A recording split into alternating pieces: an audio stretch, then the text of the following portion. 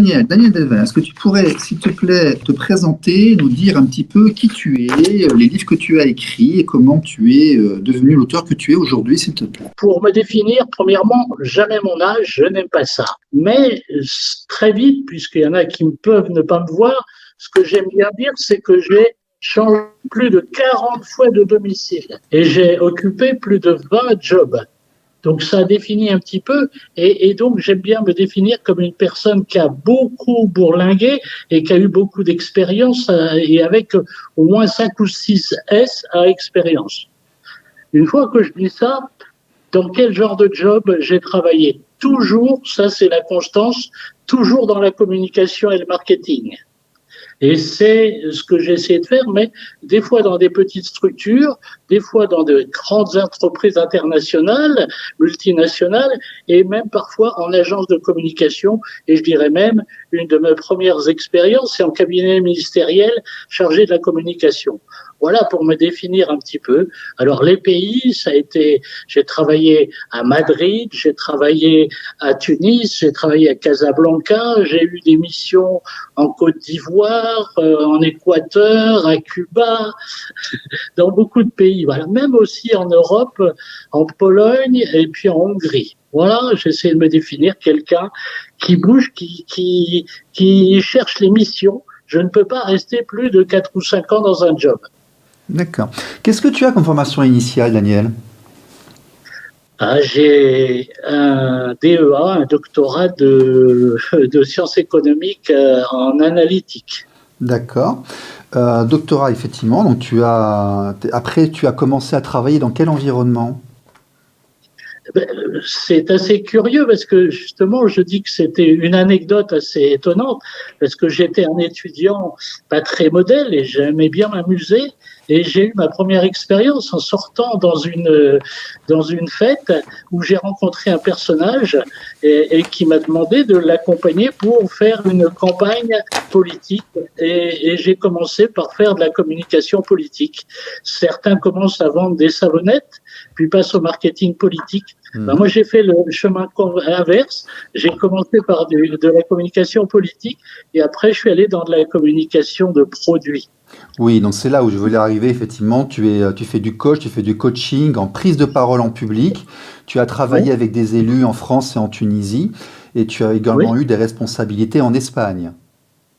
Tout à fait. Alors en Espagne, là c'est un peu, s'il y a une courbe, c'est un peu le zénith parce que j'ai travaillé en agence de communication et puis on m'a fait rentrer dans le Chronopost espagnol et du Chronopost espagnol, comme la société a fait des bons, j'ai été chassé par la Poste espagnole.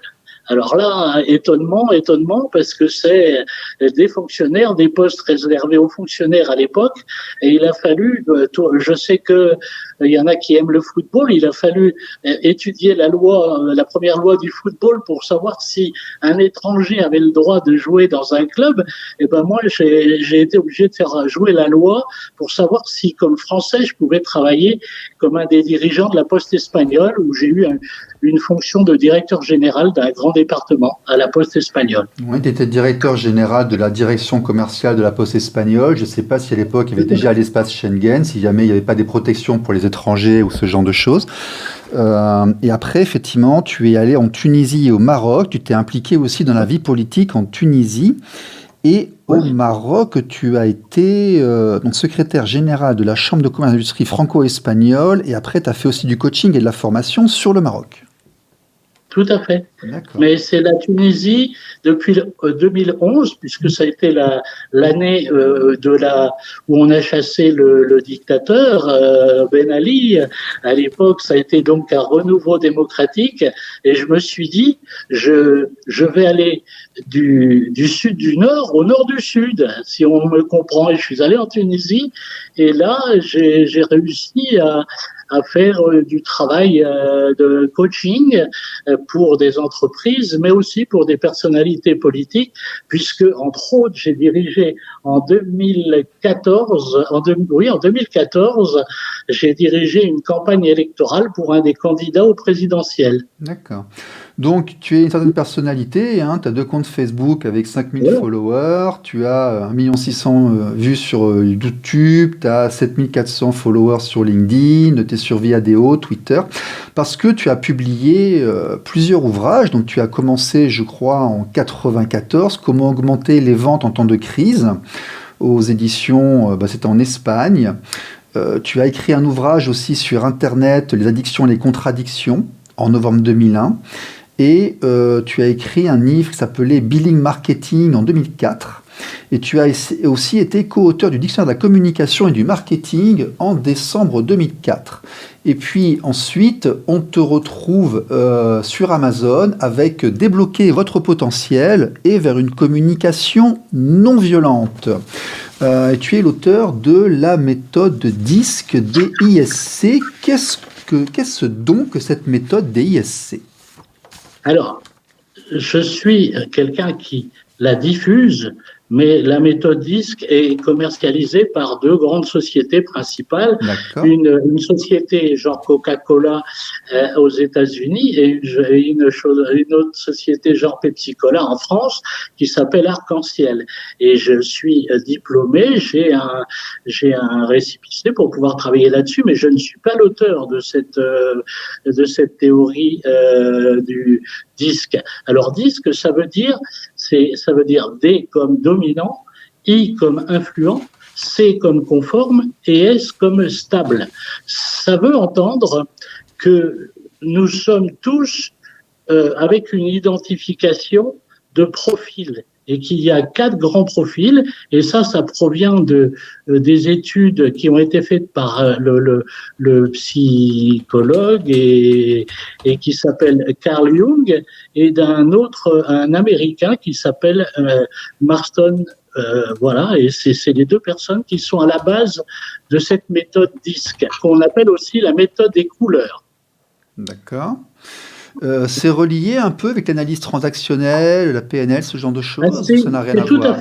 C'est tout à fait un peu pareil que c'est les mêmes sources que la PNL, la programmation neurolinguistique. La grande différence, c'est qu'elle est plus simplifiée et plus rapide. C'est-à-dire que j'utilise la méthode DISC moi, auprès d'un public qui peut être, puisque j'ai travaillé beaucoup avec des hôtels où on m'a mis à la fois les gens à l'accueil, les gens au salon de coiffure et le directeur de la restauration. Et la PNL, elle, est quand même différente parce que il faut l'apprendre, il faut être très longtemps sur de la formation, et si on ne l'utilise pas tout de suite, souvent avec des publics haut de gamme, on va perdre cette méthode. Alors que la méthode DISC, c'est un peu comme la bicyclette. On apprend quand on est enfant, on sait en faire un peu, et plus on fait de la bicyclette, plus on va devenir virtuose de la bicyclette sans avoir besoin d'autres cours. Et donc moi, comme je travaille avec la méthode DISC depuis les années 2003-2004, ça fait quand même près de 20 ans, j'ai accumulé beaucoup d'expériences avec des sociétés différentes, et là, je pense dominer assez la méthode. D'accord. Donc, en fait, tu as écrit sur la méthode DISC et tu as aussi écrit sur la communication non violente. C'est venu avant ou après cette expertise en méthode DISC? Alors, la communication non violente, elle est un petit peu différente. Elle m'est venue de trois causes différentes. Premièrement, comme j'aime bien la politique, puisque j'y ai travaillé, ça ne veut pas dire que j'y suis impliqué, mais que j'ai travaillé avec des politiques, j'ai vu combien la communication devenait tout de suite agressive et combien il était difficile de tenir des propos intéressants si on tombe tout de suite dans l'agressivité, dans l'agression au niveau politique. Deuxième chose, j'ai travaillé dans beaucoup de pays et dans certains pays du Maghreb, comme le Maroc, la Tunisie, l'Algérie, et aussi beaucoup de pays d'Amérique latine, et j'ai vu combien les cultures sont différentes, sans parler des religions. Et donc, je me suis rendu compte que la communication, très souvent, ne passait pas. Par exemple, en ce moment, travailler avec le Maghreb qui est en plein Ramadan, c'est beaucoup plus compliqué. C'est compliqué de les comprendre sur le plan culturel, d'accord? Et donc, j'ai vu que souvent, il y avait des affrontements entre des pays différents, enfin, entre des résidents de pays différents, par des incompréhensions et qu'il fallait trouver des solutions.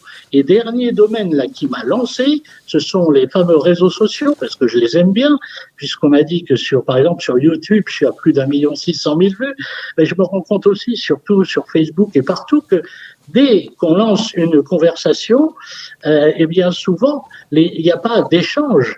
Il n'y a pas de partage, mais il y a de l'agressivité et il y a des gens qui en viennent à des menaces, quoi. On peut trouver des choses très compliquées. Donc j'ai cherché une solution et je l'ai trouvée dans la communication non violente, puisqu'elle a pour source le travail qu'a fait Gandhi au niveau de son travail sur la paix, sur la non-violence. Voilà d'où vient la communication non violente.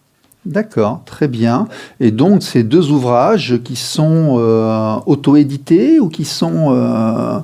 Alors, débloquer votre potentiel, comprendre les styles comportementaux pour une meilleure réussite personnelle et professionnelle, avec Pierre-Antoine. Donc, vous étiez deux, effectivement, à faire cet ouvrage. C'est de l'auto-édition ou vous avez trouvé un éditeur ? On a édité directement avec Kindle d'Amazon. D'accord. Ouais, et là, on a travaillé sur ce texte. Donc, il est important parce qu'on a parlé de la méthode DISC, mais en quoi qu'est-ce qu'il y a derrière? Si vous voulez, c'est dur de l'expliquer comme ça oralement, mais imaginons un disque, puisqu'elle s'appelle disque, c'est pas un hasard. Donc, on dessine un disque et qui est divisé en 4 cadrans. Le cadran qui serait hémisphère nord, mais côté est, ce sont des dominants, et ce sont donc des gens qui sont la couleur rouge, et qui sont des gens qui dominent, qui veulent aller vite, qui exigent.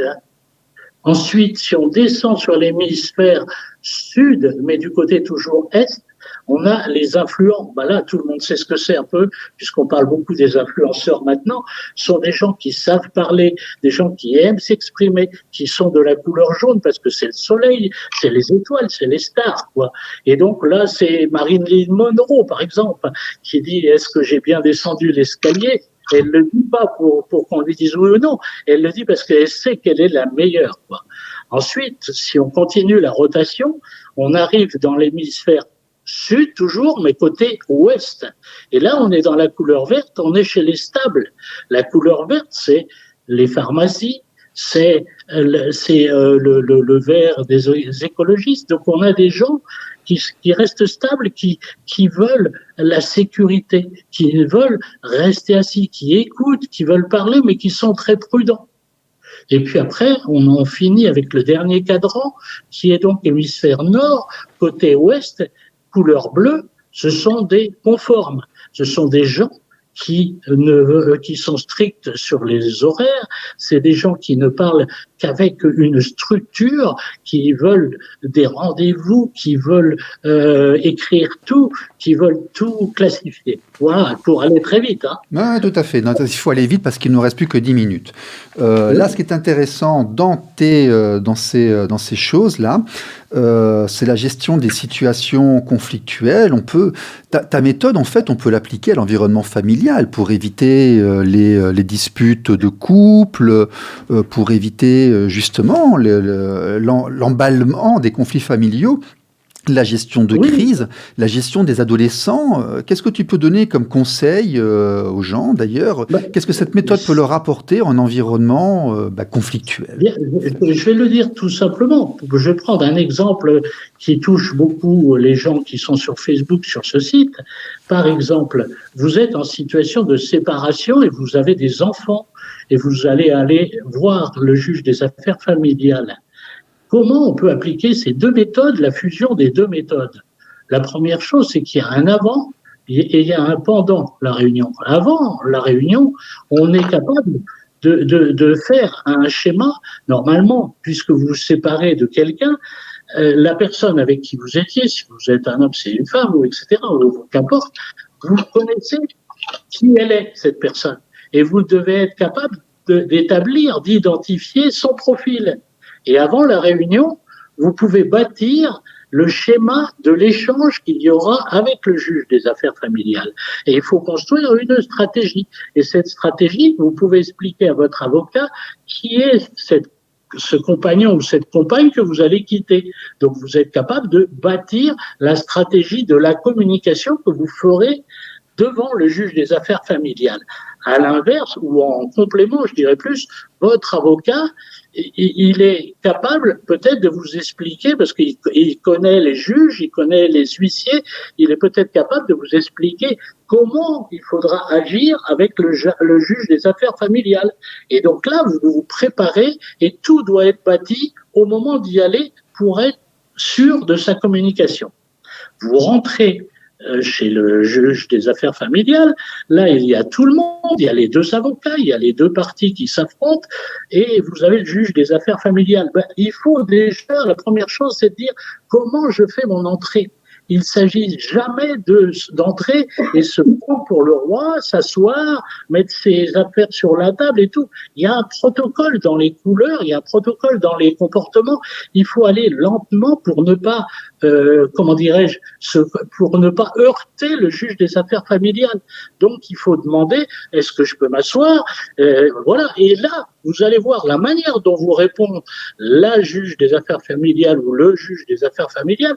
Vous allez pouvoir peut-être voir quel est le profil qu'il n'a pas. C'est le plus facile. Et s'il ne blague pas, s'il ne fait pas de plaisanterie, s'il ne dit pas faites comme chez vous, vous savez que c'est quelqu'un de strict qui est plutôt du côté stable, bleu, ou du côté rouge, dominant. Donc, il faut faire très attention à l'écouter et à répondre à ces questions très précisément. Il faut lui demander, par exemple, combien de temps vous m'accordez pour parler. Tout ça, ça peut permettre de ne pas heurter le juge aux affaires familiales et de commencer votre parler avec cette réunion. D'accord? Et quand votre ex va parler, vous devez déjà comprendre sur quelle voie elle va aller, parce que vous connaissez son comportement. Donc, vous devez avoir préparé, ou vous devez pouvoir improviser une réponse qui ne va pas la mettre en colère, parce que c'est pas bon de voir des colères se mettre en place, et qui ne va pas heurter non plus le juge des affaires familiales qui pourrait dire vous êtes trop agressive avec votre ex, ou vous êtes trop dolent, trop mou avec votre ex. Il faut réussir à préparer ces comportements lorsque vous êtes, par exemple, dans une réunion avec le juge des affaires familiales.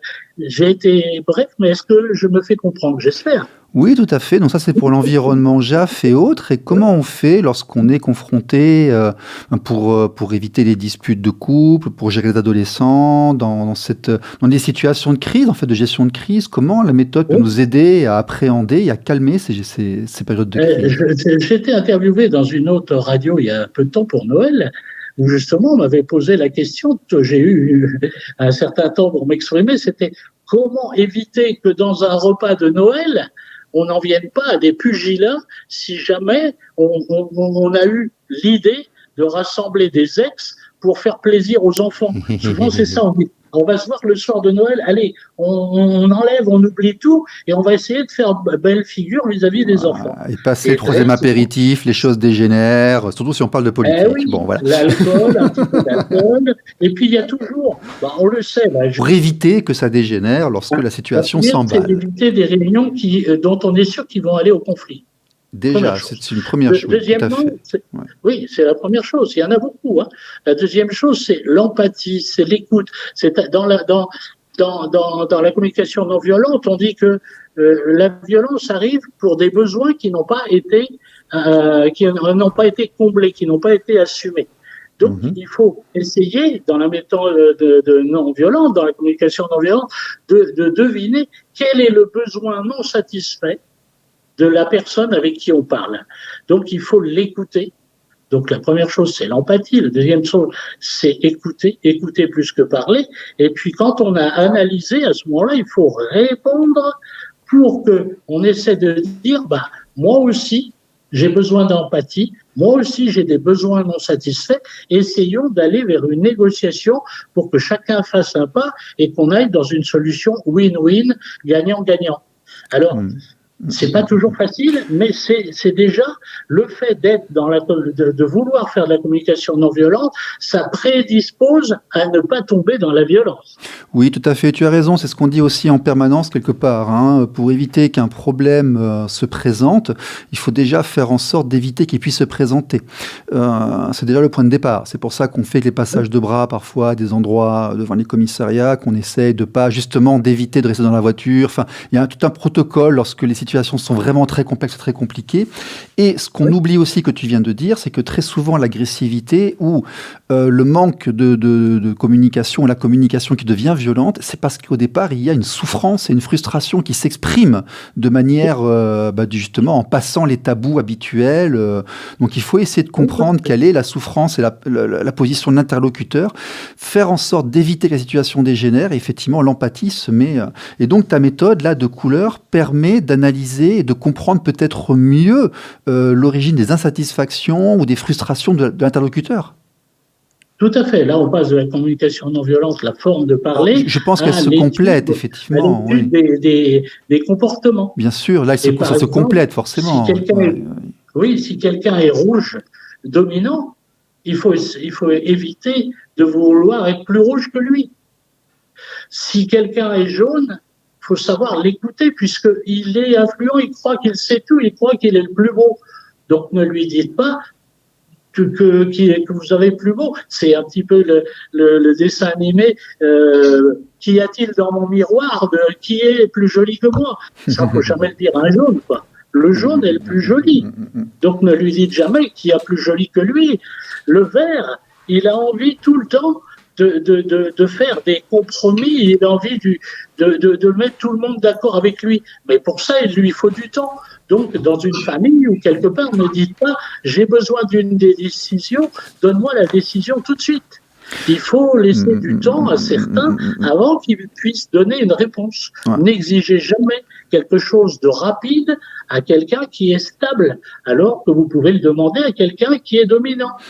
Et puis au bleu, comme lui, il lui faut des détails, des horaires. Ne lui posez pas, par exemple, dans un bureau, ne rentrez pas dans un bureau pour lui dire « je veux le taux de croissance » ou dans une famille, fais-moi un gâteau. Ben non, celui qui est bleu, il dit « je cherche la recette » et il va vouloir exiger la recette, il va demander, il va être très scrupuleux dans la méthode de faire. Donc, avec un bleu, il faut lui donner le temps de réfléchir, de structurer sa pensée, de répondre en faisant premièrement, deuxièmement, en faisant des gestes, mon premier, mon deuxième. Donc, à chacun, il faut appliquer une manière, une forme de mieux communiquer. Tout à fait. On constate d'ailleurs, quand on communique mieux, qu'on va obtenir de l'autre plus que ce qu'il aurait donné naturellement. Donc, au lieu d'être dans un déficit de communication, si on lui parle en fonction de son caractère, en fonction de son profil, on arrivera à recevoir plus d'informations qu'on en aurait reçues normalement. D'accord. Je suppose que ce n'est pas figé. Par exemple, moi je regarde, je sais que j'ai certaines couleurs qui reviennent, mais je me rends compte que je peux très bien passer de l'une à l'autre. Une personnalité dans sa construction n'est pas que rouge, que jaune, que verte, que bleue. Je suppose que nous avons plusieurs tendances et qu'on peut passer de l'une à l'autre suivant les circonstances. Voilà, c'est exactement ça. C'est-à-dire qu'on n'a pas une couleur. On a une couleur dominante ou on en a deux, mais on a toutes les couleurs ensemble. On est un mix de tout ça.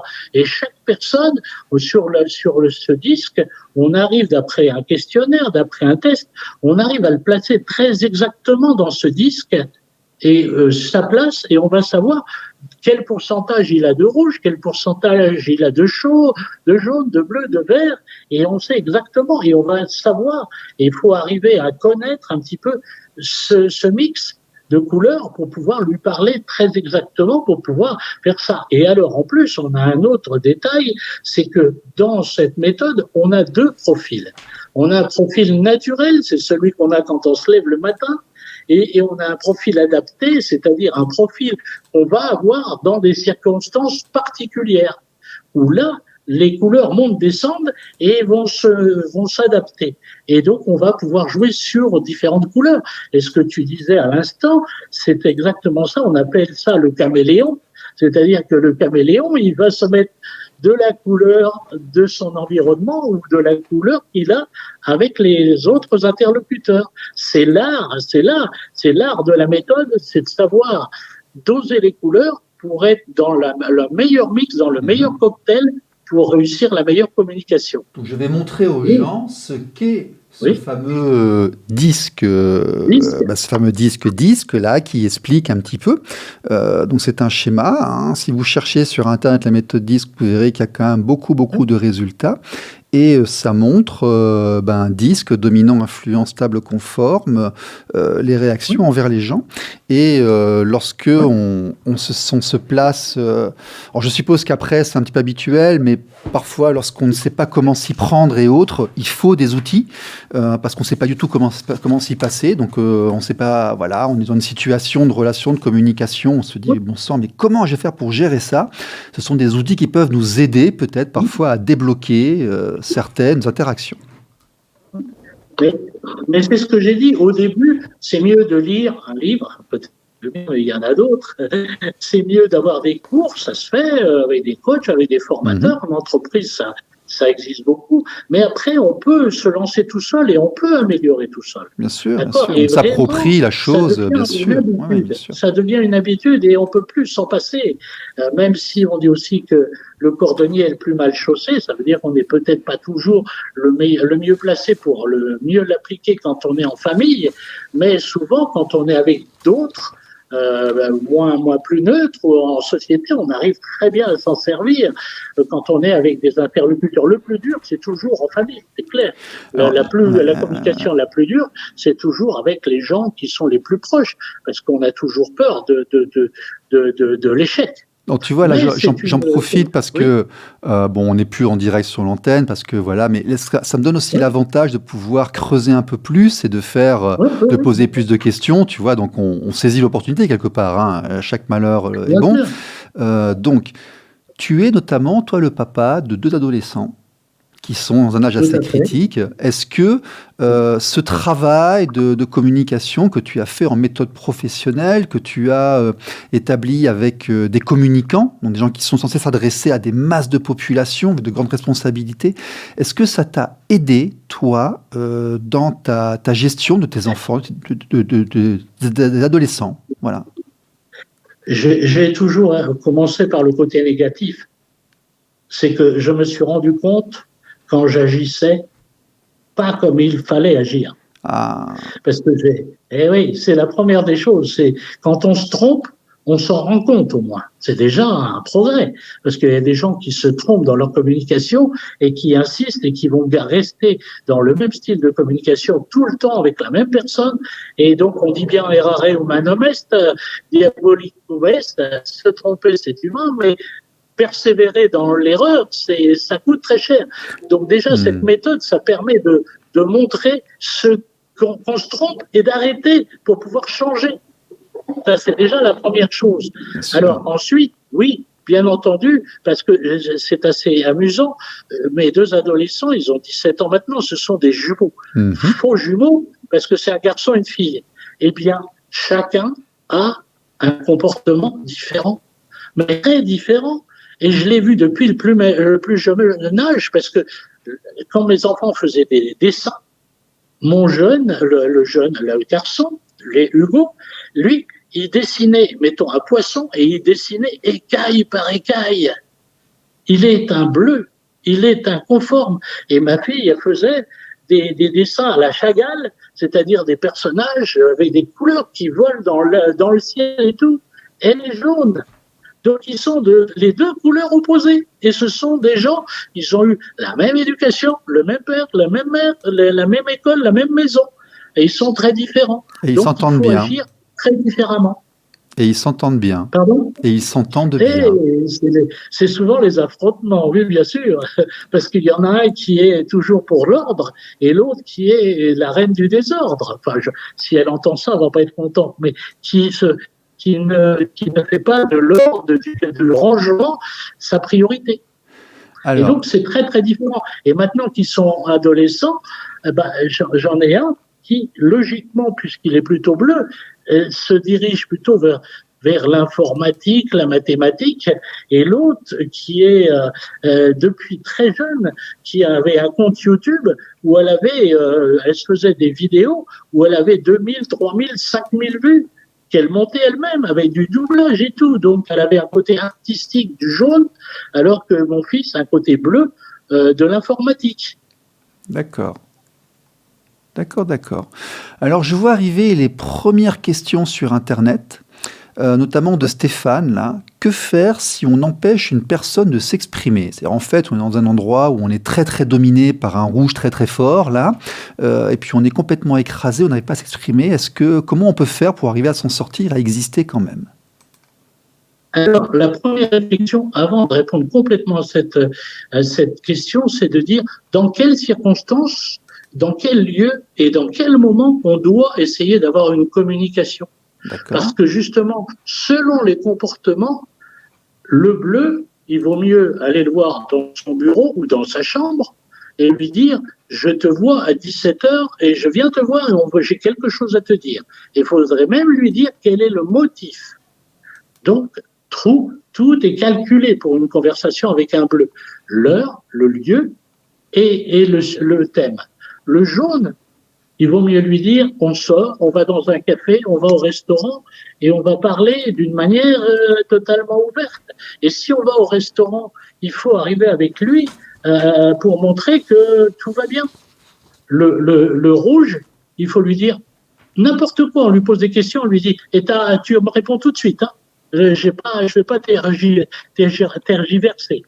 Le vert, je l'ai dit, il va falloir le voir aussi plutôt dans sa chambre, dans son bureau, et lui dire je te vais poser telle question et tu me répondras demain pour lui laisser du temps. Voilà. Alors après, la question, si on revient à la question elle-même, il y a des périodes, il y a des lieux, mais il y a aussi le type de question, la manière de poser les questions. Et c'est souvent, là, on revient à la communication non violente, qui doit être la communication empathique, c'est de faire des questions faciles et d'écouter tout de suite, de demander à la personne qu'elle reformule sa question plusieurs fois pour être sûr de bien comprendre. Et si elle formule, elle reformule, elle répète sa question, si on montre qu'on est à l'écoute, à ce moment-là, je pense que la réponse sera acceptée, même si c'est pas la réponse que l'interlocuteur attendait. Le tout, c'est un problème de comportement, d'être ouvert, d'être à l'écoute, de parler et de ne jamais aller sur l'agression. Ça ne veut pas dire qu'il faut être faible. On peut être fort et non agressif. Sarah, la vidéo n'a pas commencé sur Facebook. Je suis en train de m'en rendre compte parce que maintenant je peux prendre le temps d'aller regarder. On est sur YouTube, mais on n'est pas sur Facebook. Mais heureusement, je suis en train de l'enregistrer, donc on pourra la retravailler après. Oui. Mais voilà, quoi, c'est le... Ok. D'accord. Est-ce qu'il y a d'autres questions sur YouTube? Je regarde. Oui. Ok. Comment on fait pour réussir à maîtriser ses propres pulsions lorsque parfois elles ont tendance à nous dépasser? Question difficile et je suis pas sûr de dominer ça à 100%. Mais je crois qu'il faut une dose de réflexion tout le temps. Moi, par exemple, cette méthode, je vais répondre autrement, mais la méthode permet de gérer le stress. Mm-hmm. Si vous gérez le stress, vous gérez la manière de répondre et vous gérez vos comportements. Et là encore, quand je dis il faut gérer le stress, il faut éviter le stress, c'est encore plus important. Parce que si on gère le stress, c'est qu'on a le stress. Si on évite le stress, c'est qu'on a su penser ce qu'il fallait faire pour ne pas en avoir. Et savoir tout de suite qu'il n'y a pas un seul stress, mais comme il y a 4 comportements, il y a 4 types de stress. Mm-hmm. Il y a le stress du rouge, du dominant, ça va jamais assez vite pour lui. On répond jamais assez franco. Donc, il faut savoir aller avec le rouge, il faut savoir aller droit au but. Mais avec le vert, je vous l'ai dit, lui, il veut toujours essayer d'un concept où il veut l'unanimité. Donc, n'essayez pas de lui forcer une réponse.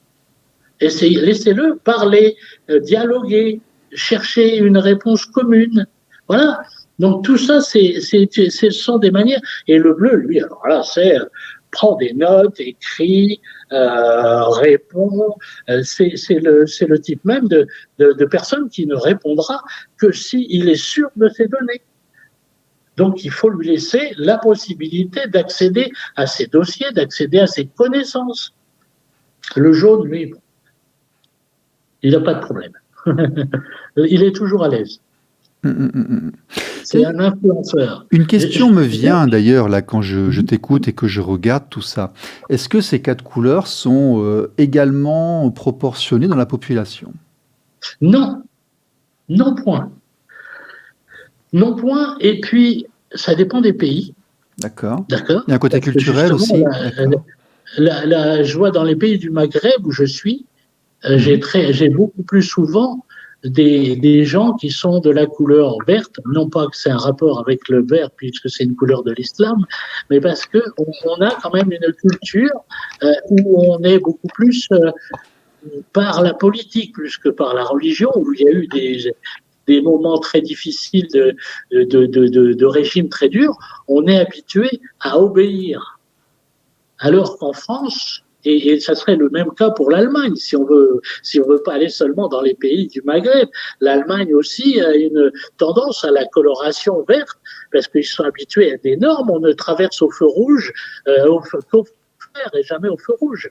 Le jaune et les latins, si on met les Italiens, les Français, les Espagnols, c'est des gens qui parlent avec éclat, avec geste, et ils ont une tendance plus au jaune. Voilà, donc il y a des tendances très différentes suivant les pays, suivant les régions, et puis forcément, ça déteint suivant les jobs. Dans une agence de pub, on va trouver davantage de gens qui sont venus parce qu'ils sont jaunes, influenceurs ou influents. Ouais, ils sont créatifs, ils sont des créatifs. On va trouver davantage de gens conformes. Et aussi, si on parle des normes de qualité, tout ce qui est norme, ça va attirer les bleus. Au vert, on va trouver des syndicalistes, on va trouver des ressources humaines. Et au rouge, on avait tendance jusqu'à présent, mais ça, il faut que ça change, à trouver des chefs. Parce que je veux et j'exige.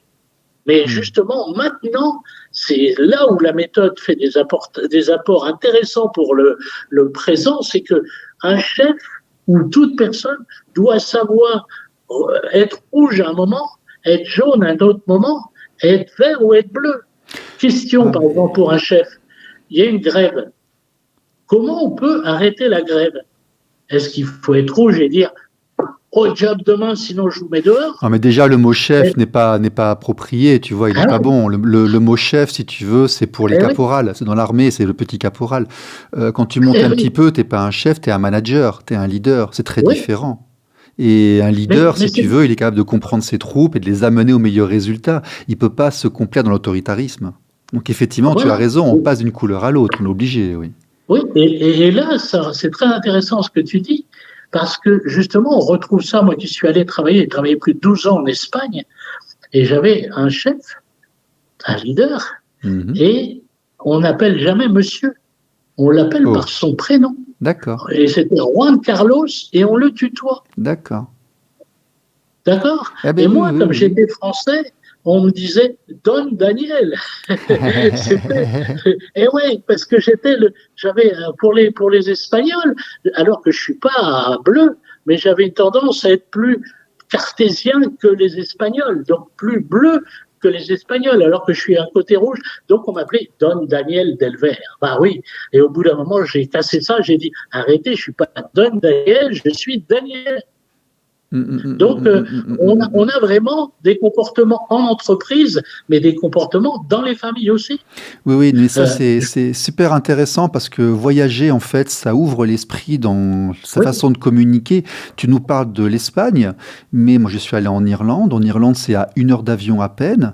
Et déjà, les codes, les codifications, les façons de travailler sont extrêmement différentes. Si tu veux, la façon de travailler anglo-saxonne va être extrêmement différente de travailler de la façon française. Et le fait d'être confronté justement à la différence d'autrui va nous aider ensuite à communiquer mieux avec autrui. Tout à fait. Tout à fait. Et je suis désolé de prendre peut-être à chaque fois des exemples plutôt professionnels, mais parce que j'ai fait plutôt du professionnel, mais c'est parce que ça s'applique mieux, mais on peut les voir. Si on fait un déjeuner d'affaires, en France, tout de suite, pendant on mange, mais on parle pour signer un contrat. En Espagne, vous vous asseyez, souvent à 14-15 heures, vous commencez le repas, sauf si on est catalan, et pendant tout le repas, on va blaguer, mais les grosses blagues, un peu, un peu tirées par les cheveux, et puis on va prendre un digestif, on va fumer un cigare, et après, il est 16h, 16h30, on se met au travail, et là, on va travailler comme un fou jusqu'à 20h. En France, le repas, faut qu'il soit terminé au plus tard à 15h. Donc, et on va en parler pendant le repas. Là, c'est l'influence du climat, là, effectivement. Oui, tout à fait. Ouais. Et c'est très différent. Et même les comportements, dans les comportements, là, je reviens à une famille. Quand on est un groupe, on vient en groupe et que c'est le moment de payer. Comment on fait? C'est là qu'on différent. Il y en a un qui va dire on divise par le nombre. Non, moi je paye ce que j'ai pris. L'autre qui dit je vous mets 50 € et puis vous vous débrouillez pour le reste. Donc on voit bien que dans un repas d'amis, personne ne fait pareil au moment de payer la facture. Ça dépend des circonstances. Ça prouve la différence de comportement. Suivant que je suis bien ou pas, ça dépend des circonstances aussi. Moi, je vais changer d'attitude suivant que je suis dans une bonne période ou pas, je me comporterai différemment. Donc c'est vrai que... oui, tout à fait. Et la manière... Mais on voit tout dans le comportement. Déjà, quand on arrive en groupe, il y en a qui cherchent à s'asseoir à côté de l'autre, il y en a qui arrivent les derniers, il y en a qui n'arrivent pas à l'heure.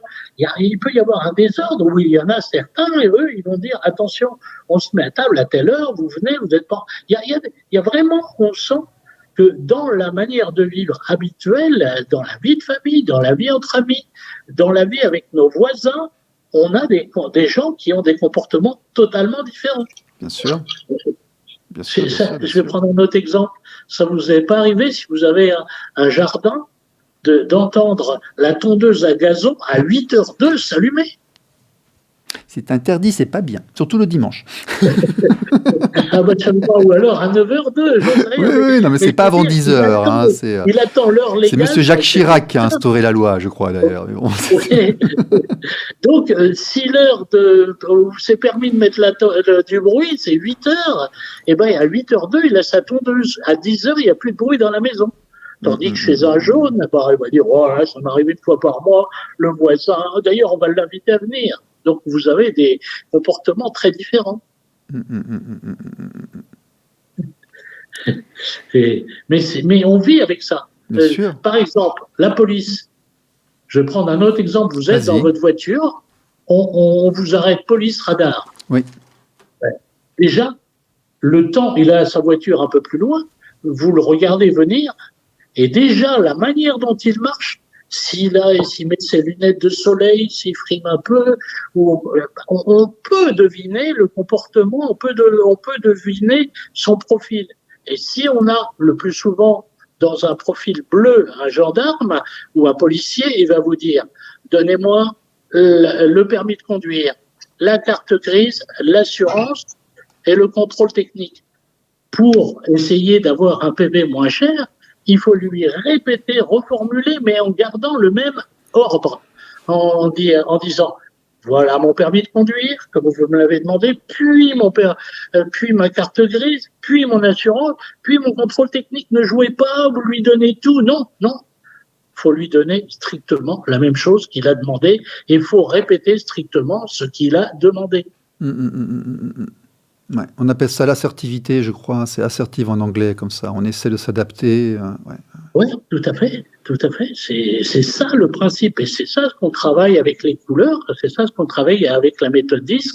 C'est comment un jaune doit-il se comporter avec un bleu, comment doit-il se comporter avec un vert, comment doit-il se comporter avec un rouge, et comment doit-il se comporter avec une personne de la même couleur que lui. On retrouve cette notion de parent-enfant, de l'analyse transactionnelle, on retrouve un petit peu ces interactions aussi, ces méthodologies. Ça, dans les couleurs, je ne l'ai pas. Non, mais je veux dire, Je les l'ai types de pas. personnalité, tu vois, ils appellent ça parents, ils appellent ça enfants, ils appellent ça... Mais bon, Oui, ça signifie oui, oui, certaines oui, oui, choses. je Et connais un après, peu, mais dans l'interaction, ce sont des outils aussi, quelque part, hein, parce que...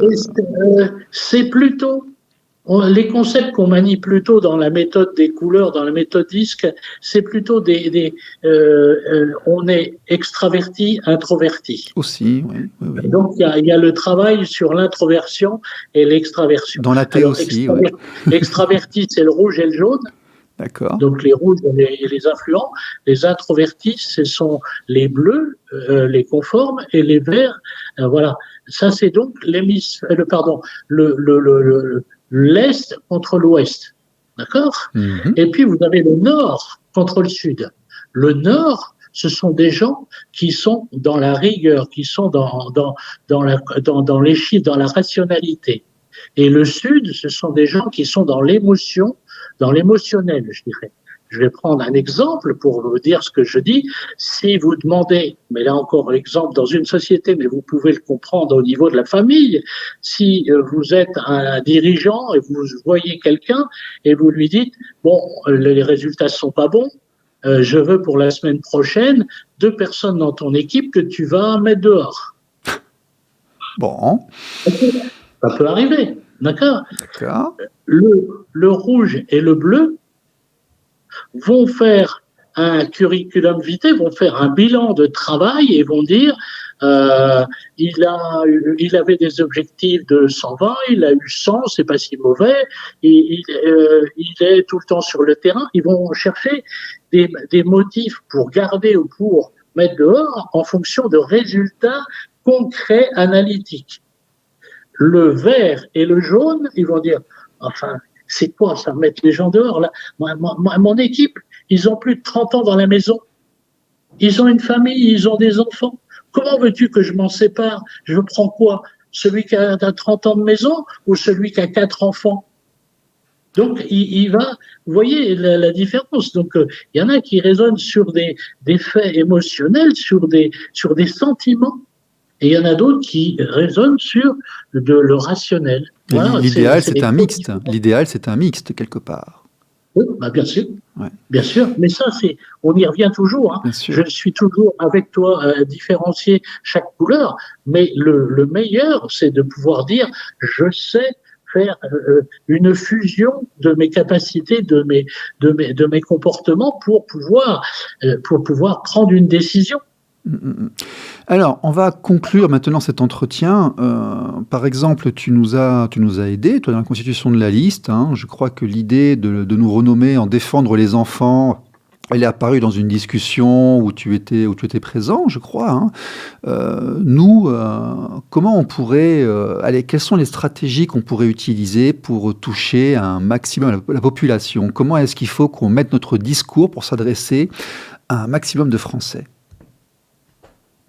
Disons, de la méthode des comportements pour éviter les agressions, pour éviter les violences, pour éviter.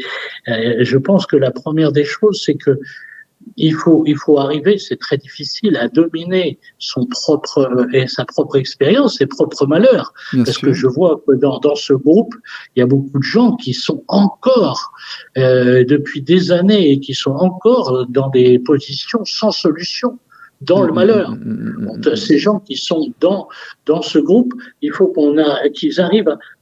C'est difficile. Oui, mais justement, nous sommes leurs représentants, si tu veux. Ce ne sont pas eux qui vont aller militer. Les militants, Oui. les communicants ne sont pas ceux qui sont encore embringués Voilà. dans leurs affaires Mais personnelles. il faut de toute manière. De toute façon, il y en a tellement actuellement en France que nous devenons un peu leur porte-parole, quelque part.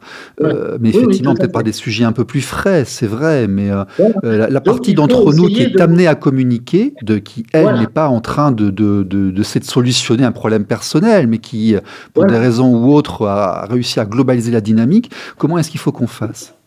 Alors, déjà, je dirais, électoralement, puisqu'on parle de ça, presque, les gens qui sont dans cette situation difficile, forcément, ils vont venir naturellement. Donc, il faut aller chercher des gens qui ne sont pas immédiatement concernés, mais qui leur rappeler, regardez vos voisins, je suis sûr que dans vos voisins, il y a un couple qui se déchire. Regardez à l'école, moi par exemple, dans la classe de mes enfants, Les statistiques, c'est 20 à 30% qui sont des enfants de parents séparés. Oui, oui, oui, tout à Donc, fait. Ouais. c'est donc leur dire, regardez le caractère, pas universel, mais le caractère presque majoritaire ou important de gens qui peuvent comprendre quelle est la situation des enfants. On peut élargir aussi, parce qu'on se plaint de la justice familiale, mais c'est la justice de manière générale, hein, comme j'avais essayé d'expliquer. Oui. Ce sera pareil si tu te fais agresser, ce sera pareil si tu as un problème avec un assureur ou dans l'entreprise. Il y a un dysfonctionnement général. Là, il nous touche parce que c'est nos enfants et nos couples et nos familles, mais c'est pareil dans tout le domaine de la justice. Donc on peut aussi globaliser à toutes les personnes qui sont amenées à être confrontées à ça. Voilà, mais il y a une situation générale de la justice, il y a une situation, mais on pourrait dire générale de la police, une situation générale de l'éducation nationale, oui. et même de la médecine. Bon, donc, mais par contre, il y a des médecins qui sont bien, il y a des médecins qui font des erreurs. Ah, les individus ne sont pas le groupe, c'est dans deux façons très distinctes de les envisager, bien sûr. Bien sûr. Oui. Voilà. Et donc ça, il faut essayer de ne jamais mettre en accusation, dépasser les problèmes malheureusement personnels ou qu'on a connus ou qu'on voit qui existent, et pour essayer d'être positif. C'est ça la communication non violente aussi, c'est pouvoir avoir de l'empathie déjà avec les gens en disant je te comprends, mais c'est pouvoir dépasser les problèmes pour aller à la recherche de négociations et de solutions. D'accord. Les juges des affaires familiales, ne sont pas tous stricts et indélicats. Non, puis en plus, très clairement, il y en a qui travaillent dans des conditions difficiles. Absolument. Oui, j'ai vu une vidéo il n'y a pas longtemps sur YouTube où un juge des affaires familiales disait qu'il avait 10 à 15 dossiers par jour à traiter. Ah non, mais c'est un truc de fou. Quand ils font audience vendredi matin, ils démarrent à 7h du mat, ils arrêtent à 15h. C'est un truc de barge, hein, et certains travaillent la nuit et tout. Donc, c'est vrai que nous, on se plaint parce qu'on voudrait que ça marche mieux et puis qu'on est très exigeant. Dès que ça touche à nos choses qui sont pour, on est extrêmement exigeant. Mais on essaye, nos propositions ont pour vocation d'essayer d'améliorer l'environnement pour qu'il fonctionne mieux. Tu vois, on n'est pas forcément contre eux. Mais je reviens. Toi, ce que tu nous dis électoralement, c'est qu'il faut élargir la liste. Il ne faut pas qu'on s'adresse uniquement, effectivement, aux victimes familiales. Il faut qu'on... Alors, comment on fait, par exemple, quel type de discours, quel type de slogan, quel type de cible? Les réseaux sociaux. Oui. Les groupes qui sont constitués avec les différentes associations formidables, c'est bien. Mais justement, il ne faut pas que ça reste c'est dur de dire ça, mais il ne faut pas que ça reste de l'entre-soi. Il faut que chacun arrive à aller voir son voisin, arrive à aller voir quand on va à la sortie des classes. On peut parler à des parents d'élèves qui sont là, qui eux ont leurs enfants normalement, quoi, et leur dire vous êtes au courant, vous êtes divorcés, vous ne l'êtes pas, vous êtes séparés, votre enfant, comment ça se passe? Donc il y a un travail de bouche à oreille, mais physique à faire pour aller voir les gens qui ne sont pas forcément concernés directement, mais qui doivent connaître cette situation. Et puis après, il y a les réseaux sociaux, quoi. Ouais. Mais ce qu'on fait ce soir, c'est bien parce que c'est pas seulement Facebook, parce que Facebook, de plus en plus, travaille sur des groupes restreints, on le sait. L'algorithme, il y a une classe d'âge, de Facebook font que ça restreint la diffusion. Puis il y a une sociologie, il y a une classe d'âge par réseaux sociaux. Il faut aller sur Instagram. Bien sûr, je pense même que si on a parlé d'influenceurs tout à l'heure dans les comportements, eh ben, il y a des influenceurs. Mes fils mes enfants qui rêvent d'être des youtubeurs me parlent de tous les influenceurs parce qu'ils ont envie d'être influenceurs. On va aller voir Poisson Fécond, voilà. Voilà. Il faudrait aller les voir et se mêler dans leurs discussions. Et arriver à leur dire, moi, voilà, j'ai ça, et puis je m'occupe des enfants. Est-ce que vous avez des enfants? Voilà, et hop, on part dans la discussion. Et si on part dans la discussion, comme il est vu immédiatement par plusieurs milliers de personnes, dans l'instant, on arrive à démultiplier le langage et le message. Mais il ne faut pas non plus aller trop fort en lui disant viens, défends-moi. Non, il faut être assez subtil.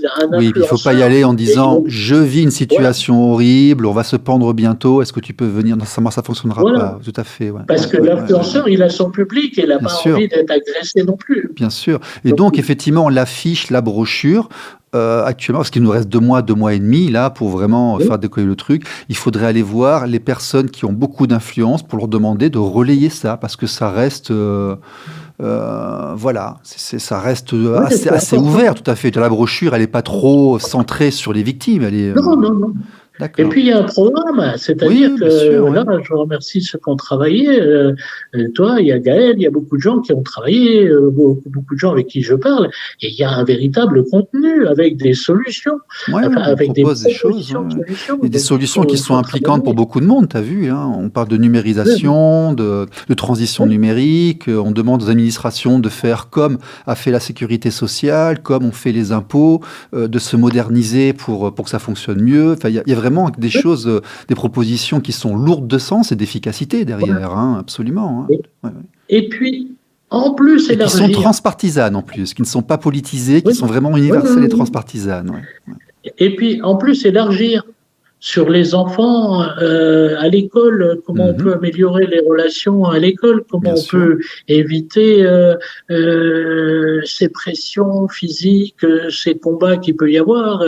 Il faut parler peut-être des enfants avec le sport qui peuvent pas accéder. Il faut parler, par exemple, des souffrances des enfants pendant le Covid qui pouvaient plus sortir. On a martyrisé nos enfants durant le Covid. Il y a eu plusieurs émissions ici, notamment Roxane Chaféi, des Mamans Louves.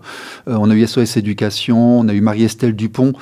Très clairement, nos enfants ont souffert durant le Covid. Ils nous ont fait des choses incompréhensibles après, d'ailleurs. Tout à fait. C'est vrai, ça. Et je dirais même, ils ont souffert parfois à cause des propres professeurs qui ont voulu continuer l'école par Internet. Et les cours online étaient parfois incompréhensibles et ont créé un malaise chez certains enfants. Et puis chaque semaine, on changeait de directive, de contradiction, bien sûr. On changeait de directive, de contradiction, que l'enfant dans une stabilité, on changeait son environnement en permanence, on changeait les règles en permanence. C'était extrêmement déstabilisant. L'état psychique des enfants, d'ailleurs, depuis, s'est extrêmement détérioré. Hein. Ça, c'est absolument évident. Et ça pose aussi une question, d'ailleurs. Est-ce que c'est vraiment, tu vois, quand on regarde la médiocrité ou quand on regarde l'inadaptation de certaines personnes, l'institution en général, est-ce que c'est vraiment autant à l'État de s'impliquer autant dans nos petites, de manière générale, hein. C'est une grosse question qu'on s'est tous posée à ce moment-là. Hein. Et puis, on peut parler d'un thème plus général, peut-être qu'on ne l'a pas fait ensemble. Je l'ai lu une fois chez quelqu'un qui disait, les réseaux sociaux, c'est peut-être, quand on a des enfants qu'on n'arrive pas à s'en occuper, c'est peut-être une solution de les laisser devant un écran. Oula, mais là, attention. Il y a peut-être une réflexion à faire sur, justement, comment défendre les enfants, c'est peut-être les restreindre ou essayer de leur faire comprendre ce qu'on doit faire avec les réseaux sociaux. On a fait plusieurs émissions là-dessus. J'ai reçu Jacques Hainaut, un ancien de Grand Lebrun d'ailleurs, et puis on a parlé avec Jennifer Martin sur les tablettes et addictions. Attention, on a eu aussi les enfants d'Argus qui sont des chasseurs de pédophiles. Il ne faut pas trop le dire, parce qu'ils ne chassent pas, en fait, ils n'ont pas le droit de chasser, mais ils en attrapent quand même plusieurs par semaine. Internet est un lieu sale, dangereux, comme la rue était un endroit où on le chantait bien, hein, ne laissez pas vos enfants traîner seuls le soir dans la rue, on ne laisse pas ces enfants traîner sur Internet sans surveillance, c'est un lieu, ce sont des endroits où le meilleur comme le pire se côtoient, et il faut protéger nos enfants du pire, ça c'est évident, bien sûr. Et si on veut aller dans un domaine particulier des réseaux sociaux et des enfants, la sexualité peut être très altérée, très attaquée à cause des réseaux sociaux et des vidéos, des sites pornographiques qui sont malheureusement trop accessibles aux enfants. C'est le rôle des parents de protéger les enfants des agressions, et ça en fait partie, tout à fait. Oui. Et tous ces thèmes-là, il faut qu'on arrive à en parler. Oui. Parce que là, si on parle des réseaux sociaux et des enfants, là, on touche pratiquement tous les parents. Bien sûr, tu as raison. Donc, on a commencé, je pense, par des choses qui étaient dans le dur, mais il faut élargir, je pense, et effectivement, il faut parler de la protection de l'enfance, il faut parler d'éducation, il faut parler de conciliation, de médiation familiale, de choses comme ça. Oui, tu as tout à fait raison. D'administration, tout à fait, de vivre ensemble, parce que quelque part, en fait, nos thèmes, c'est le vivre ensemble dans la société, c'est du social qu'on fait, bien qu'on est sûr. en train de faire là, qu'on est en Oui, train de oui. soulever. Et je parlerai d'un autre thème. Enfin, ils regardent moins la télé, mais ils entendent, ils voient la télé ou ils ont TikTok. Mais les enfants et la politique actuelle avec les guerres, ils voient des images terribles. Ah oui, Ils ont une oui, oui. impression de vivre déjà dans la guerre. On a l'impression qu'on n'apprend pas, Ils tu parlent vois. de tous les Ouais. pays. Déjà que des Et, enfants avaient et, été traumatisés par le 11 septembre, ils disaient qu'il y avait 110 avions qui étaient rentrés dans une tour parce qu'il y avait des ralentis en permanence. On n'a rien appris. oui, On n'a toujours rien appris en 20 ans. On leur refait les oui, mêmes histoires. Mais c'est peut-être aussi aux parents de ne pas mettre les informations devant le 20h. Le 20h, je suis désolé, s'il est interdit au moins de 16 ans. À une époque, il était classifié. C'est à l'époque où on avait encore les catégories d'âge de conseils pour les émissions avant que ça disparaisse plus ou moins. Les informations du 20h, c'est pour les plus de 16 ans, c'est pas pour les moins, c'est pas pour les 8-9. Hein. sauf que ça, c'est l'idéal, mais comme on est dans une époque où les gens regardent plutôt les chaînes en continu, les styles BFM et CNews, les enfants, quel que soit le moment où ils rentrent dans le salon, ils voient des images de guerre, des images de violence, ils entendent parler d'agression, de combats d'école, de groupes contre école et tout. Et donc, il faut savoir protéger ces enfants des images et pas seulement des réseaux sociaux. Ouais, t'as raison, on va Des- faire une émission là-dessus, comment protéger ces enfants des agressions de la société de manière générale, parce que ça regroupe un petit peu tout, ça regroupe Internet, la télévision, les discussions. Ce sont des choses que nos anciens nous expliquaient. Moi, je me souviens, nos grands-parents nous parlaient de ça. Voilà, et puis peut-être qu'on peut effectivement faire ce thème-là au niveau faire d'éducatif, ouais, des méthodes éducatives, ça peut être intéressant, bien sûr. Ouais. Et ça, c'est défendre les enfants, hein, je veux dire, en même temps. Et on touchera plus de personnes. Et plus on touche de personnes sur peut-être des thèmes plus généraux, moins dramatiques, et après, on pourra les centrer pour leur dire, oui, mais c'est pas seulement les réseaux sociaux, c'est pas seulement les problèmes d'agression de groupe, il y a aussi les problèmes de garde d'enfants quand il y a des parents qui sont dans des situations difficiles. Bien sûr. Donc il faut savoir partir du particulier pour élargir, mais au bout d'un moment, il faut savoir prendre les thèmes les plus globaux et pour pouvoir les focaliser sur les malheurs des gens. Bien sûr, mais Gaël disait que grandir est difficile. Moi, je rajouterais que éduquer un enfant est difficile. Et le confier l'éducation des enfants à une personne seule en famille monoparentale, par exemple, est quelque chose qui est très extrêmement difficile. Et on sait que la télévision est un très mauvais conseiller. On sait que, moi, j'avais parlé avec Joël Monzi, qui était un neuropsychiatre, hein, qui est extrêmement connu en Amérique du Nord, au Canada. Il expliquait que mettre les enfants devant la télévision le matin avant d'aller à l'école, eh bien, ils n'avaient plus de ressources après parce que tout était la télévision est un aspirateur en fait d'attention et de concentration. Et l'enfant, il a quoi? Il a 1 heure et demie de top attention par jour.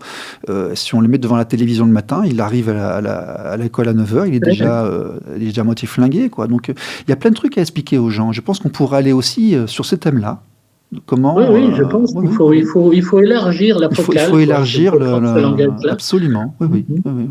Et on touchera davantage de gens. Et en plus de ça, je pense que plus on élargit la focale pour montrer qu'on s'occupe de l'enfant vraiment en général, moins on pourra nous faire le reproche de vouloir ne parler que des cas dramatiques en accusant les autres, quoi. On va acquérir encore plus de crédibilité dans nos actions si on est capable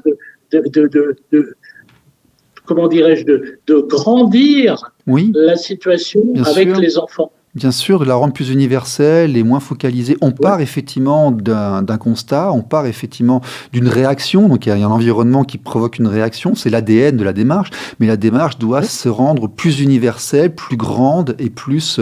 Tout que nous, on a un avantage, si tu veux. On s'adresse à toutes les composantes politiques, à toutes les influences spirituelles ou religieuses et tous les niveaux sociaux. Donc on est vraiment multisectoriel. Et donc il faut qu'on rassemble un maximum et donc on se mette sur le vivre ensemble et vraiment le bien-être de nos enfants. Voilà, je pense. Ouais. Oui, tout à fait. C'est très intéressant. Et en plus de ça, c'est quelque chose auquel on est confronté. Oui, mais tout le monde, indirectement. Si tu n'en as pas, ta sœur en a, tu l'as été toi-même à une époque, donc oui, bien sûr. Bien sûr. Quand on est son enfant en garde alternée, qu'on l'ait tout le temps ou qu'on ne l'ait pas du tout, ou pas assez, quand on a l'enfant avec soi, il faut savoir qu'est-ce qui va se passer. Ah, on l'a jamais assez, l'enfant. On ne l'a jamais assez avec soi. Mais bon. Ça, c'est le grand truc. Mais c'est la plus belle chose. C'est la plus belle chose. Quand il y a des ados, quand ils sont ados. Mais ça fait partie du truc. Ça fait partie du truc. Et ça, je te l'avais dit. Et c'est nous, on l'apprend aussi. Réussir à être présent près de tes ados. Là, tu vois, et Paul, quand ils font leur adolescence, c'est un ancrage permanent pour ta vie. Et ça vaut le coup de le faire. C'est vraiment important de le faire. Et beaucoup de femmes te diront que c'est une chance et une merveille de voir grandir ses enfants. Moi, je te dirais aussi que le citoyen contemporain aujourd'hui te dira qu'attends, mais il y a beaucoup d'hommes là qui sont aussi prêts à arrêter leur carrière et pour regarder et s'occuper, parce que c'est la plus belle chose du monde en fait que de regarder son enfant grandir et se développer. Tu vois, donc non, c'est une réaction qui est noble. Il y a des fois aussi les enfants te ramènent des trucs à la maison. Hein, on est plusieurs ici sur le groupe où des fois, l'enfant nous a ramené des choses là, et puis il faut qu'on les gère. Ça fait partie du truc. Moi, j'ai pas forcément été super simple avec mes parents non plus. Donc voilà, c'est le. Mais en étant en Asie, tu as 4 générations sous un toit, si tu veux. Tu as les parents qui changent des couches des enfants, et puis les parents, ils vont pas à l'hospice, et les parents, ils ont 80-90 ans, et puis après, tu vois, c'est les enfants ensemble qui décident qui s'occupera pour accompagner les parents lorsque c'est la fin. Et puis, c'est la vie, ça a toujours été comme ça. C'est juste que nous, en Occident, on déshumanise un petit peu, et on attend peut-être beaucoup de l'État, de l'institution, qu'elle s'occupe de ces choses à notre place, alors qu'en fait, si on revient aux fondamentaux, ça fait partie de la vie. Oui, et je dirais là encore, les thèmes culturels, et on en a parlé ensemble, sont très importants parce que moi, en ce moment, si j'arrive encore à bien travailler avec les pays du Maghreb et les pays africains, c'est parce que l'âge, pour eux, est une valeur sûre. Alors qu'en France, quand on dépasse les 50-55 ans, on essaie de vous mettre à la retraite, quoi. Donc, ça a une implication, l'âge, mais l'âge aussi. Moi, je vais aller au Maghreb plus tard. Hein. Je vais repartir au Maghreb, en Afrique ou en Asie, hein, parce que plus je vieillis et plus ça m'arrange d'avoir de l'honorabilité, hein, forcément. Tu vois, j'ai des points d'expérience qui sont respectés. Bon, ça m'arrange avec le temps. Hein. Faut pas le dire, mais c'est pourquoi je vais travailler en Tunisie. Bien sûr. Bon, alors, on va prendre quelques questions d'Internet. Alors, Luc nous cite l'association qui sont... Alors, il y en a beaucoup qui sont avec nous, il faut mettre la page à jour. Je m'excuse auprès de tout le monde, j'ai pas encore pu tout faire ce que je vous devais faire et tout, mais il y a droit du parent et de l'enfant, il y a parents sans droit, il y a équité parentale, il y a égalité parentale, il y a racines d'enfants, il y a nous voulons voir nos petits-enfants, il y a j'aime mes 2 parents, il y a papa, maman séparés 49, il y en a beaucoup qui sont avec nous.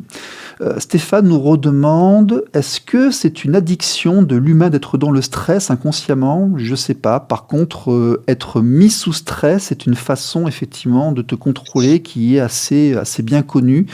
Tiens, toi qui a fait du coaching en communication et autres, le stress, l'anxiété, c'est parfois utilisé dans la gestion de groupe? Alors, dans le travail, énormément.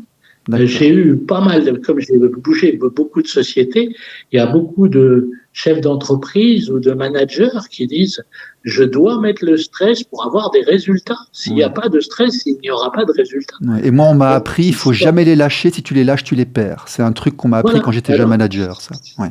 Je ne suis pas forcément d'accord avec cette vision-là. C'est des choses qu'on a entendues lorsqu'on s'est formé à ça, bien sûr. Mais je sais que ça existe et très fréquemment. Et dans une famille aussi, il arrive souvent qu'un couple dure parce qu'il y a toujours un certain stress. Est-ce que je vais la perdre? Est-ce que je fais une faute, etc. Donc, s'il y a une analyse constante de la relation, de la faiblesse possible d'une relation, c'est le stress. Et peut-être que le stress va permettre de trouver des solutions pour pouvoir garder le couple au mieux. Mais ça, c'est certains qui pensent comme ça. On n'est pas obligé de penser qu'il faut forcément donner du stress à son alter ego pour pouvoir sauver une situation. Je ne crois pas. Il y a les sentiments, il y a l'émotion, il y a d'autres thèmes, mais le stress fait partie des outils pour améliorer une situation. Ah, donc on peut en trouver un bon intérêt, un intérêt positif. Oui. Moi, je crois, franchement. Mais même soi. Parce que le stress. Ah oui, bien sûr. Bien sûr. Le stress, c'est pas seulement le stress par rapport aux autres. Ah non, il y a le bon stress, il y a la motivation, le fait d'essayer de faire mieux, d'avancer, bien sûr, oui, c'est la pression personnelle. Stress, le matin, se dire, il faut que je fasse. Allez, on y va. Voilà, on y va, en mettant ses chaussettes. Ouais, bien sûr. Alors, il va élargir à la famille. Comment on fait? On est dans un milieu qui est très anxiogène depuis plusieurs années. Comme tu as dit, ça parle de guerre, ça parle de maladie, ça parle de ci, de ça. Les médias sont oppressants, les politiques sont oppressants. Comment on protège nos enfants du stress? Très difficile, mais je pense qu'il faut aller vers des disciplines externes. Moi, je crois beaucoup à la force du sport, à la force de la musique. Oui. À la force des associations. Oui. Et c'est là où il faut essayer de trouver.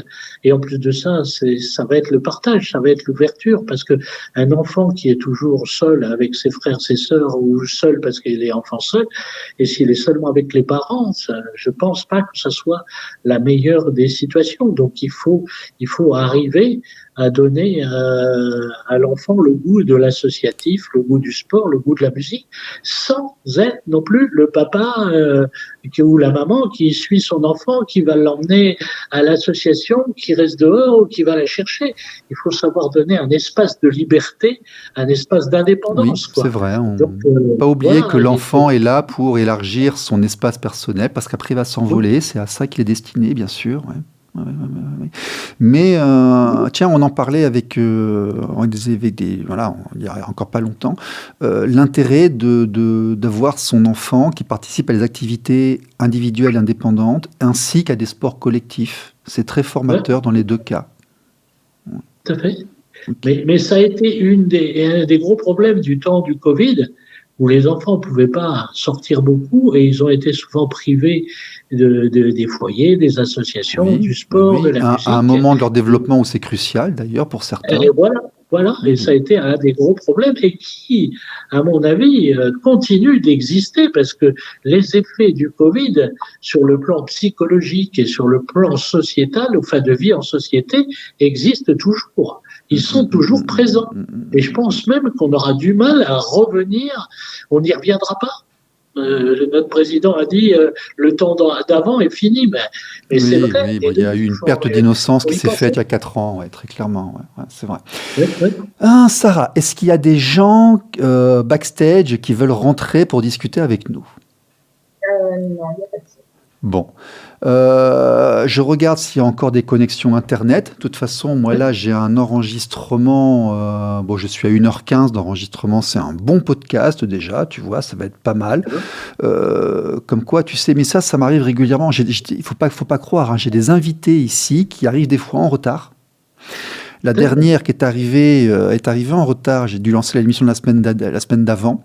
Mais en fait, elle était tellement extraordinaire que je lui ai fait 1h30 d'enregistrement dans le studio, chose que je n'aurais pas pu faire si elle était arrivée à l'heure. Tu vois ? Donc il y a la frustration de départ qui dit non, elle va manger mon émission. Mais en fait, après, tu as vu, on a plus de temps et puis on peut en retirer plus de contenu. Donc on s'en sort bien. Voilà. Luc nous dit. Oui, mais c'est pas grave parce que regarde, t'as vu, finalement, on va avoir quelque chose où on se sera dit beaucoup plus de choses. On aura pu aborder beaucoup plus de points. Et puis, c'est pas grave, hein, le monde continue de tourner, c'est pas grave, quoi. Et Luc Jacob me dit, alors, il y a Mamie, Papy, Chagrin, Parents dynamiques qu'on n'a pas cité. Il y en a encore effectivement qu'on n'a pas cité. C'est pas Papacito, hein, c'est pas cité. C'est pas pareil. La médiation familiale, développer la confiance en soi, tout à fait. Mais ça, c'est l'exercice de la vie, si tu veux. L'exercice de la vie, c'est réussir à être autonome sans tes parents et te débrouiller sans eux. Et puis, prendre ton espace, faire ce que tu as à faire. Faire ce que tu as à faire, des fois, c'est pas facile. Mais chacun a sa croix à porter et son chemin à suivre. Hein. Bon, Daniel, est-ce que tu as une conclusion par rapport à cette émission, à ce discours où on a découvert qui tu étais? Parce que tu es quand même un des soutiens, tu es un des candidats de la liste, tu es en position, tu fais partie du groupe qui manage la liste, tu fais partie des donneurs d'idées et des instigateurs donc de l'équipe de direction, en fait, hein, de défendre les enfants.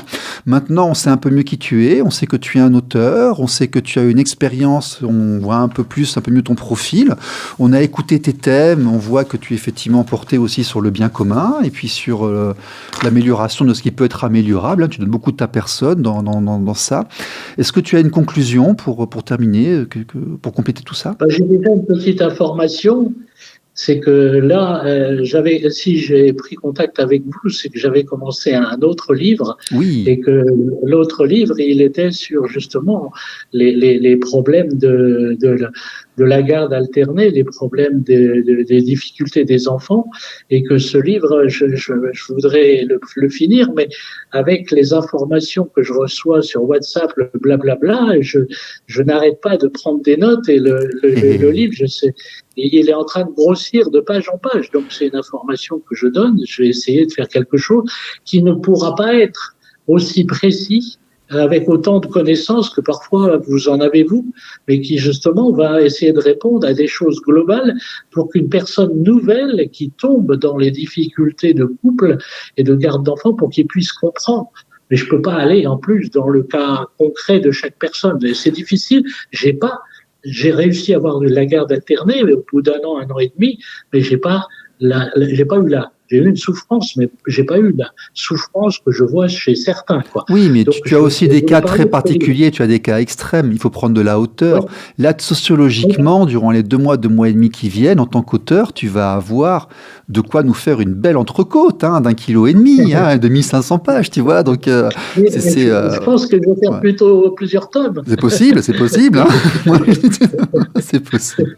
Ok. Non, mais ce que je voudrais, c'est de sortir le livre peut-être avant les élections, parce que j'ai bien regardé dans le manuel du candidat et tout, un livre, s'il ne parle pas directement d'une campagne, n'est pas considéré comme un élément de publicité, et donc il n'y a pas d'obstacle à le publier avant les élections sans créer de problème, quoi. Tout à fait. Il n'y a pas d'obstacle. Alors ça, c'était une des conclusions où je voudrais. Et la campagne n'a pas démarré encore, hein. Ici à la radio, on n'a pas encore reçu le courrier du gouvernement en disant attention, à partir de maintenant, il faut faire les catégories. Voilà. Donc aujourd'hui, on peut en parler, on peut dire que nous sommes sur une liste et autres.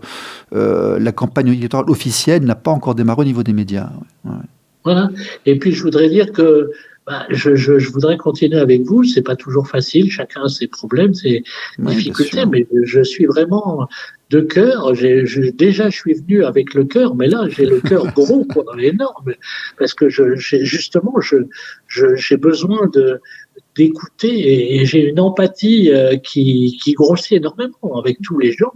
C'est une liste sur laquelle je fonde des espoirs. Je pense qu'il y a une capacité à convaincre des gens, alors qu'au début, je ne connais pas quelles étaient vos ambitions au début. C'était peut-être c'est simple, on essaye d'améliorer le monde là actuellement, hein, quelque part. Et vraiment, on est sur ça, on essaye d'améliorer les conditions de beaucoup de gens. On commence à voir les premiers effets. Il faut voir qu'il y a quelques jours, il y a une liste parlementaire là qu'ils ont fait quoi, l'Assemblée, quelque chose.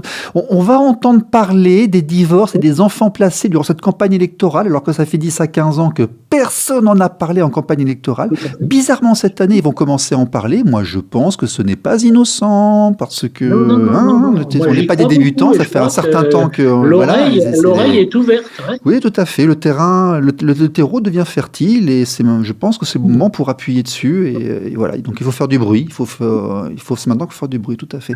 Et élargir la cible, comme tu l'as dit. Voilà. Ok. Bonsoir à tous, et j'espère que j'ai su répondre d'abord à tes questions, et que j'ai su susciter un intérêt pour toutes les personnes qui nous regardent, que je tiens à saluer, et que je voudrais aider au maximum avec ce que je peux écrire, ce que je peux avoir vécu auparavant. D'accord. Daniel, merci d'être venu nous voir. Merci d'avoir accepté de parler de toi. C'est un exercice qui n'est pas forcément facile. Tout le monde n'a pas forcément envie de parler de soi comme ça, de se mettre à nu. Toi, tu l'as fait, tu es venu. On t'en remercie beaucoup. Merci d'être avec nous, puis à très bientôt. Au revoir. À très bientôt. Merci Sarah. Merci. Merci.